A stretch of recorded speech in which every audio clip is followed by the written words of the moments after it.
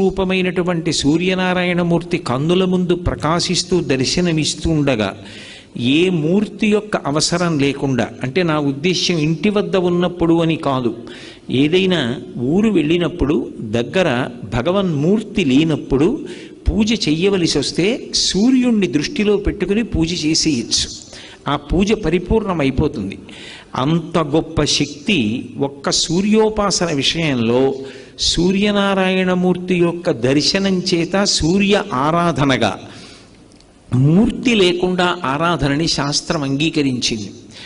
ఎవ్వడు సృజించు ప్రాణుల ఎవ్వడు రక్షించు త్రుంచు ఎవ్వడనంతుండెవ్వడు విభుడెవ్వడు వాడి విధమున మనుచు బినుచు హేలారతుడై అంటారు పోతన గారి భాగవతంలో.